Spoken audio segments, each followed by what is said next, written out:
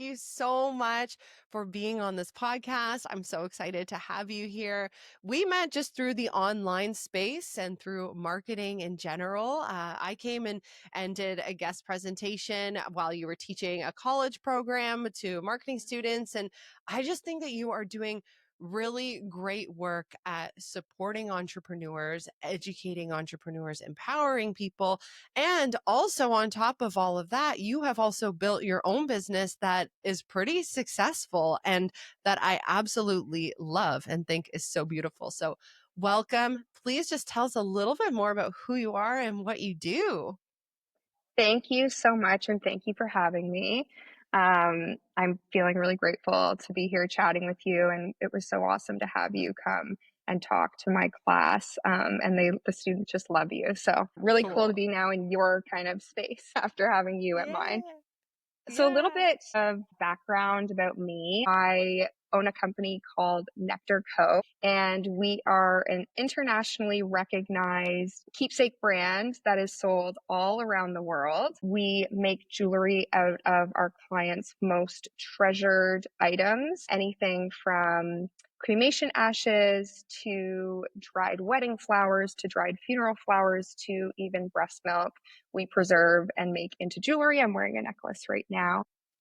So cool. And our keepsake business went viral in October of last year. We had over 10 million views and it skyrocketed the brand. And so we went from selling primarily in Canada and the United States and then shifted into selling all over Europe, Australia, New Zealand. And it grew in a really big way, which was really exciting. So yeah, it's been a wild ride, but it's good.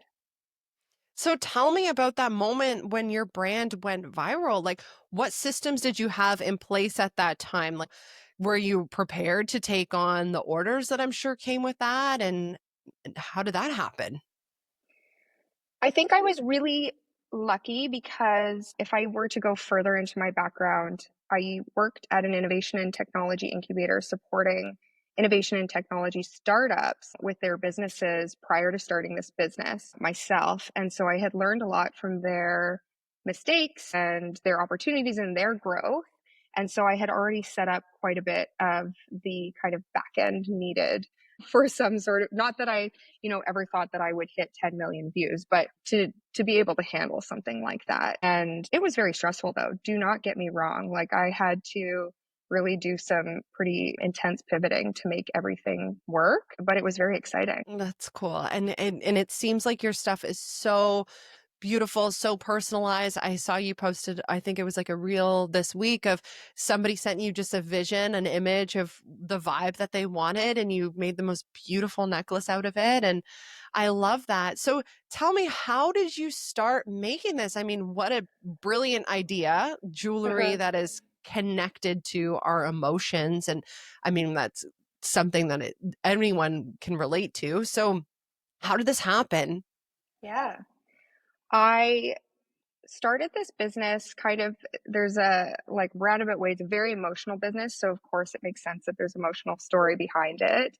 I was part of this wonderful mom group. And we were all pregnant with our first children and gave birth to our first children together.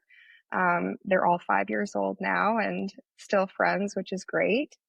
And then we all also got pregnant again with our second children. And so we were going through that experience of motherhood and being pregnant again together, which was kind of cool and not planned, even though some people wonder if it was. It just really happened in a nice way. And we were all best friends and talked every day. And unfortunately, probably one of the worst experiences I've ever had in my life. 1 month before I was due to give birth, and my other most beautiful friend in the whole world, Jess Dalliday, was due to give birth. She unfortunately, due to a very rare complication in childbirth, she actually passed away.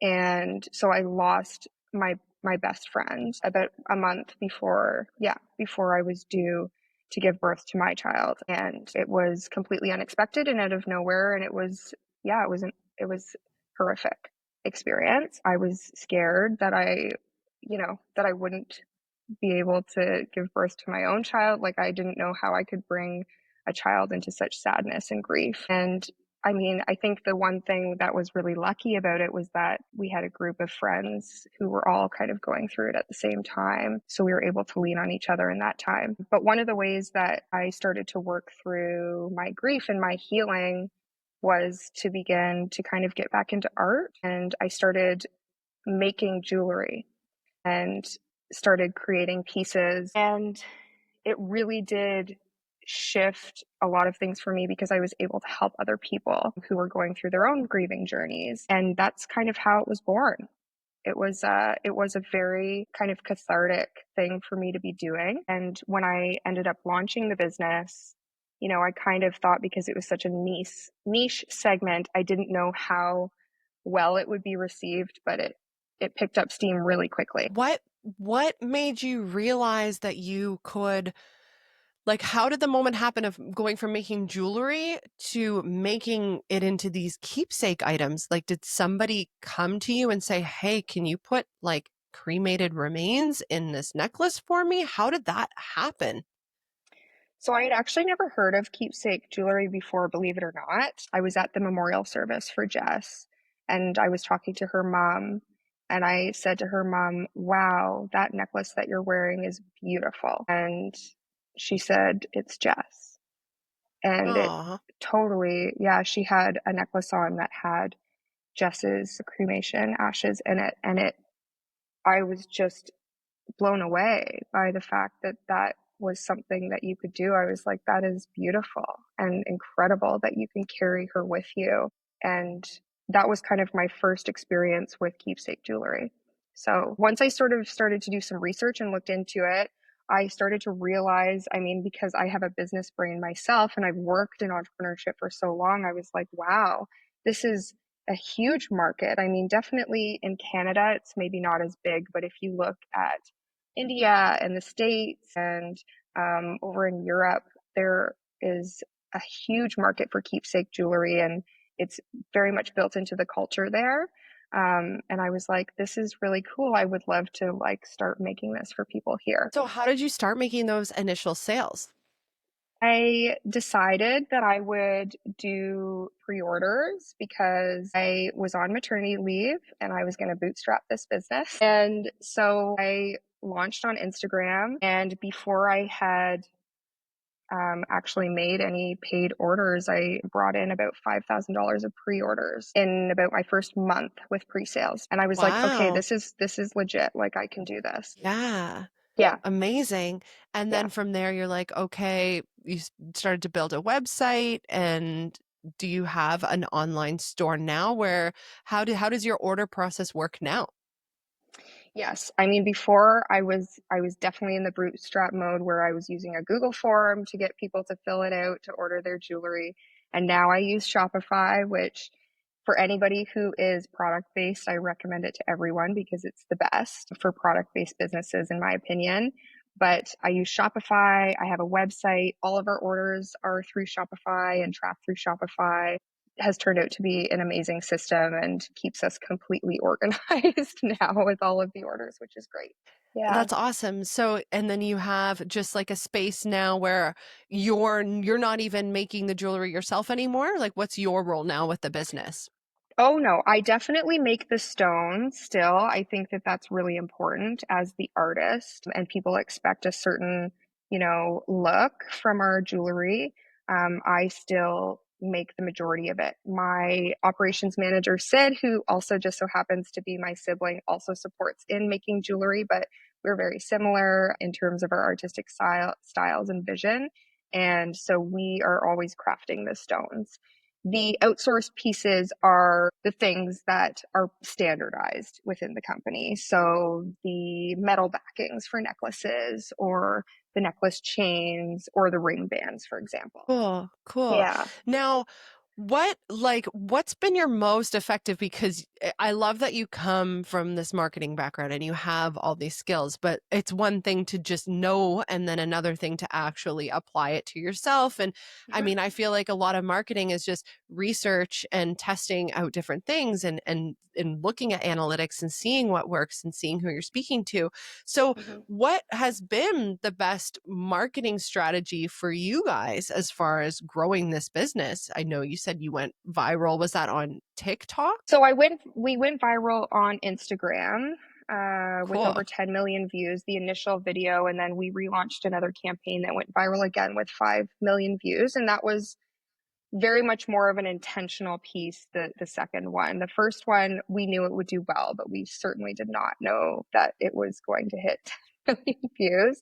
What was it? The piece that went viral was a pregnancy test cap keepsake. So it was something that I had had lots of clients ask me to make for them. And I wanted to do that. And I wanted to, launch a video that would be really impactful to launch that as an option for keepsakes because I had never promoted it before. So once I had made that initial keepsake with the pregnancy test cap, I was like, we're going to have to make a big deal out of this. I mean, my background is in marketing. I have gone to school for a lot of years in marketing, and then I worked in advertising agencies with large brands. So like, Target, the Keg, like these really large brands. And so for me, it was always, how can we look at what the big brands do and in a financially responsible way, try to replicate those for smaller brands? I had already thought in advance about how, when I was launching this business, how I was going to market it. And a huge piece for me that I thought was really important based on the target audience, which is women, right? Primarily women who are, either mothers or who are grieving losses. And I knew that influencers and affiliate marketing would be a very important piece for this business. So right from the get-go, I had brought on influencers and affiliates to support me in getting the word out. And they have been instrumental, my team of affiliates, in growing the business for sure. Now, tell Yeah. me more about that process because I have spoken with other businesses who are like, I tried influencers and they're so expensive. Like they just ate up my whole marketing budget. But what would you say to someone who is starting out like how you were, wanting to Mhm. work with influencers? What's the best way to kind of go about that? And what would be like a reasonable budget that you would expect to pay? Yeah. So first of all, I have to say the initial team that I worked with, they were local influencers, some of whom I already had relationships with, which was great. And I did a lot of free jewelry for them supporting the launches of different things. Awesome. So they would receive a lot of free product from me, which is great. And that is part of how it worked. The other thing is that Shopify has a really awesome integration app that you can use to support your affiliate marketing so that you can put your team together so that they can take care of putting together the links so that they can get, their commission distributed to them on time, and so that there's effective tracking and all of those things that would make it, more appealing for an influencer to work with a brand than for it to just be sort of on the back of a paper kind of thing or mention my name. Like those sorts of technology can really help. And they have free versions of it, which is great too, because I'm always for keeping costs down in the initial stages of starting a business. And that was really big for me, I think. The other thing is focusing on micro influencers instead of going for, the big guns. So like looking at influencers that are, 10,000 or less followers and making sure that they really serve the correct target audience for you. It's true. You kind of have to do a bit of research because I've come across accounts where they have a lot of followers, but when you're actually looking at the content that they're putting out there, the posts they're putting out there, it's kind of like they're not actually getting interactions. They're not being seen and they're not even posting content that has any type of strategy. So then the Yeah, followers that they do have, it's like they're not going to be followers that are on target with who would be your ideal customer, right? So I guess kind of absolutely. doing an audit of who you're wanting to work with? Yes, definitely doing an audit. A lot of the times, if they are already working as an influencer, that you can ask them for their package, which will break down who their followers are, who their target audience is, who, tends to engage with them. And that can kind of help to see if it makes sense for you to actually work with them if your target audiences are the same. I love that. And let's Yeah. just talk a little bit more about the affiliate portion because I think that might be new to some people Okay. and I love the value in there. So now when you're working with your affiliates, like you said, Shopify has these integrations and Mhm. you basically give them their own unique code. And if Yes. anyone purchases with that link or promo code, then the affiliate automatically gets paid. Is that how Yes. you're doing it? Okay, awesome. Yes. And how are you asking your affiliates to send out their code? Like, what's been the most effective way for them to share and sell? That's a great question. So typically when I am really using my affiliates the most is around a sale, like Black Friday, for example, or Mother's Day, or if I'm going to have some sort of Christmas sale, for example. I will typically let my affiliates know in advance so they know what kind of content is coming out. I put together content ideas for them to support them because I know that they're working with lots of other brands. So I give them some different ideas for directions that they could potentially go with promoting the Keepsake jewelry or the sale itself. And anything that I can do to make their lives easier is what I give them essentially. And then I assign them all their coupon codes for their discounts that they can post in their stories or whatever it is, however they'd like to promote it themselves. Because for them, every sale that comes through their link or their discount code ends up being dollars in their pocket, right? So anything I I can do love to help that. them, Yeah. yeah, anything I can do to help them be successful, I want them to be happy, right? I Yeah. want them to also get something out of this. So I do everything that I can to support them in that. Well, it totally motivates them to sell for you too. Like Yeah. the better they do at it, the more money they're going to get paid. And I just feel like that's kind of a fair way of doing it versus some Mhm. influencers, they'll just have the one post, but if their energy's not really behind it, your brand kind of just gets thrown to the bottom. So Mhm. I love that Mhm. it's a good way for them to work with that. Now, when you are creating ad campaigns for your brand, like what are some valuable lessons you've kind of learned about that, and are there any strategies you've tried that have not worked and versus ones that have? That's a great question. I do think for me, I've always noticed that the more planned I can be around campaigns, the better off that they do. If I try to do things off the side of my desk and like last minute, it doesn't typically go very well in terms of, the actual sales or what comes back. For me, I know that if I'm going to be, launching a sale or if I'm going to be trying to promote a new product, I have to be educating my audience and my potential customers well in advance that it's going to be coming so that they know about it. And that also includes getting my influencers and affiliates involved early on as well. And that always ensures that in the long term, it goes well for us. I think that would be the biggest advice that I have is to have everything planned, right? Plan in advance for sure. Yeah. Now you said you want to educate your audience on, Yes. when you have something new coming. What are like good strategies for doing that? I always like to say to entrepreneurs when we're talking about marketing that it's important to remember that you're in your business every single day.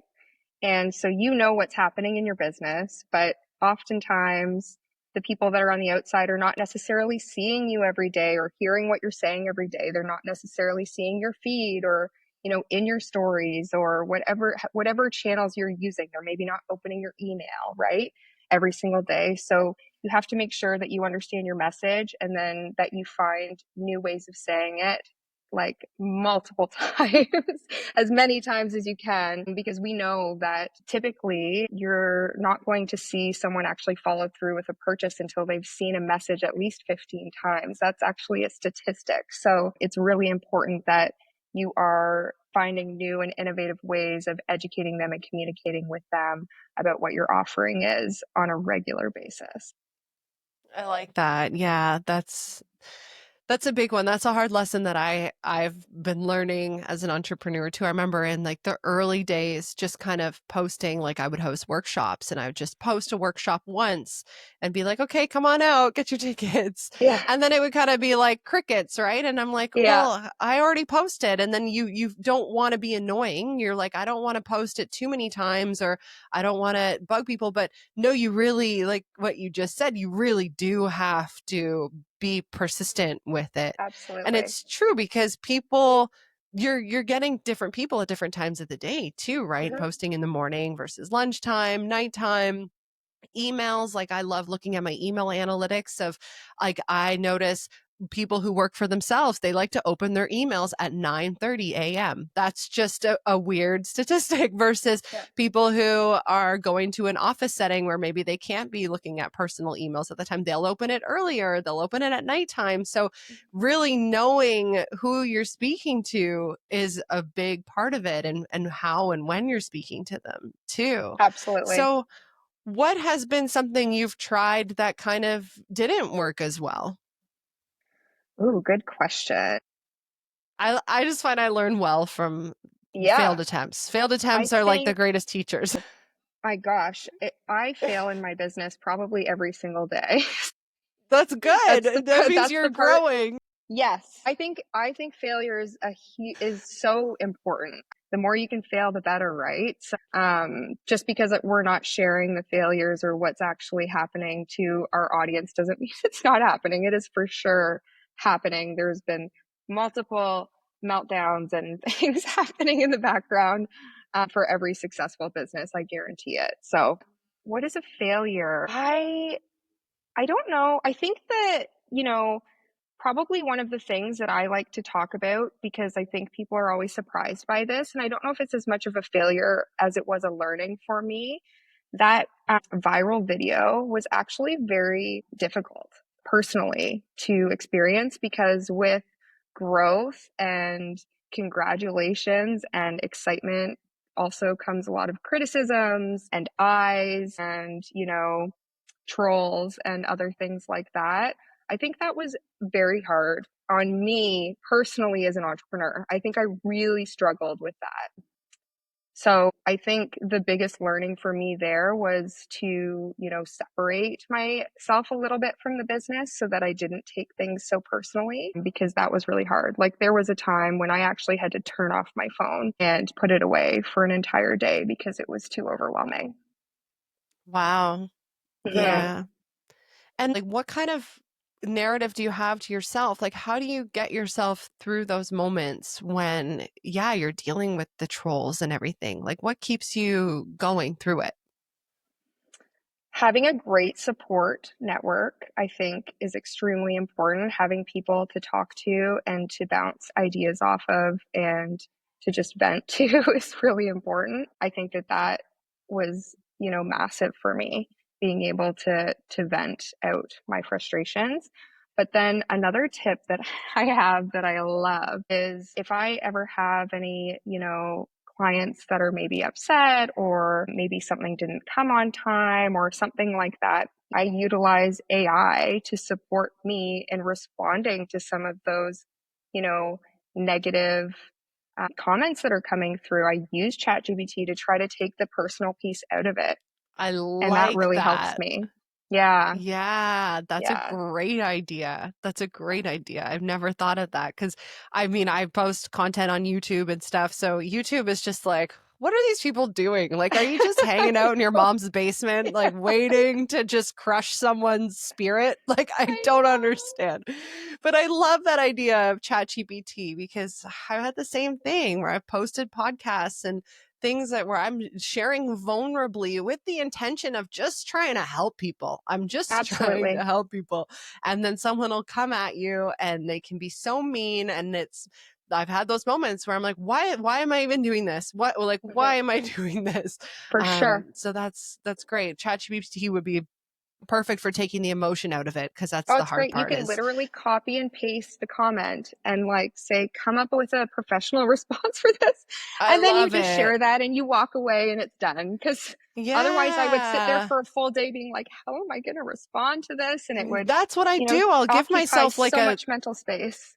Yeah, and I'll give Yeah. myself like a long window of time because I'm like I can't reply right away because I'm too emotional about it right now. Yes. So that's I love that. Maybe Yeah. can you share some other ways that ChatGPT has helped you grow your business? I know there's just so much information right now about AI and Yeah. I feel like every week I learn a new way I can use it, and how has it helped you be able to scale?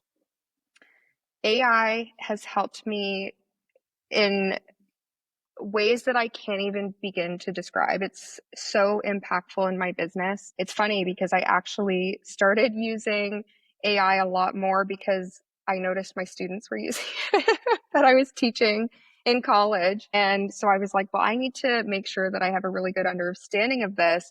So I started really spending a lot more time using it and finding different kind of tricks for it. Has changed every aspect from the operational pieces to the finances to the marketing, and has made honestly everything just run smoother and be more automated, which I know for all small businesses, we're looking for ways to, be more working on the business and less working in the business. And so I think AI really helps us to be more working on the business and on its growth and those types of things, because the operational pieces may be taken care of. The things that we maybe don't want to do might be a little bit more taken care of. So I use AI and ChatGPT with things like supporting with customer service and writing emails, or I have, chat bots built into certain things as well. I also use it to support me with coming up with, different creative ideas for social media, or, helping me to get kickstarted on writing some content because maybe I'm having writer's block that day. And I don't typically copy and paste what comes out of ChatGPT because it's very robotic, but I do think that it can be a beneficial tool to entrepreneurs and business owners when they, kind of need that skeleton to work off of, and then they can add to it and use it to grow them. And then Meta AI actually is also a great tool. So if you go into your Instagram chat, for example, and head to Meta AI, you can actually ask Meta's AI to support you in building out your content strategy. You can ask Meta to, tell you when the best times to post are based on your analytics. You don't have to go through and comb through your analytics. You can literally ask Meta's AI to do that for you, which I think is really cool, in terms of, coming up with your strategy for moving forward as well.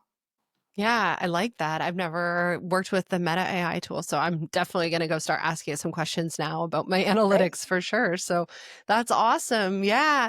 Yeah, and I do notice that about ChatGPT too. Like same thing, I don't copy and paste because it really, and I can tell when companies are sending me emails and content that's ChatGPT generated. I'm like, oh, I roll like Yes, but you can tell that there's no for human sure. aspect to it. But I love, like, I use it to give me lists, like give me ideas for topics, and I find that to be really helpful to just to go with that. What do you think, like, as somebody who teaches marketing and has a business and is very involved in, staying current, what do you think that this is going to mean kind of for the future of marketing? How can the next generation still be employed in the world of ChatGPT, or make themselves employable in the world of ChatGPT? I think that as long as you take the stance of that you would like to partner and work with AI versus that somehow it's against us, I think that that's what's going to make all the difference for the next generation. Um, Understanding how to use artificial intelligence as a tool to improve upon their skills or make them more efficient, because, AI is never going to replace our creative brains. It's never going to replace the human element or the authenticity that comes with us as people. And those are the really important aspects of marketing that AI could just never recreate, right? And people connect more with authenticity than anything these days. So it's really, really important that they find ways of working with it to support them and be more effective and efficient. But I still believe that it's not going to, necessarily take away any jobs. It's just going to support them. Yeah, yeah. Yeah. What advice do you have for somebody who has an idea and they're wanting to start a business and kind of get after it? For anyone who is wanting to start a business, my biggest piece of advice is to just start doing the thing. Um, because we can always find reasons to talk ourselves out of why something won't work or why it's not a great idea, but you just won't know until you do it. And I think trying to work on, putting ourselves out of our comfort zones and build confidence within ourselves to move forward with something is a great way to do it. And then, you can test that market and see if it works. And if it doesn't, it's not the end of the world. You can pivot, you can find something new or go in a different direction. And it just adds to your life experience. So I think go for it. Thank you. What's the biggest lesson that you have learned as an entrepreneur? Building a business is as much about building the business as it is building yourself. It's definitely something that you do in tandem. So you're building this business, and at the same time, you are experiencing a ton of self growth. And I think that's something that I learned that as I grow, the business tends to grow with me. So it's really important to place a lot of your concentration on growing yourself at the same time. Yeah, I like that. Thank you. Well, where can someone find you if they want to buy some jewelry from you? Can you tell us your social media handle and how they can order from you? Yes. So if you want to follow us, you can check out Nectar Co. On Instagram. It's at nectarco.ca, or you can head to our website, nectarco.ca, to place an order. Well, thank you so much, Rosalie, for being on this podcast. It's so good talking to you, and thank you for all these tips that you've shared. I'm excited. I love following you. I totally recommend everyone follow you too because I think you do a beautiful job at creating really great content, and I'm always touched by the posts that I see because I think you do a good job at sharing those stories as well of your clients and customers and what they're experiencing and why they're coming to you. So, thank you. Thank you. Thank you for having me.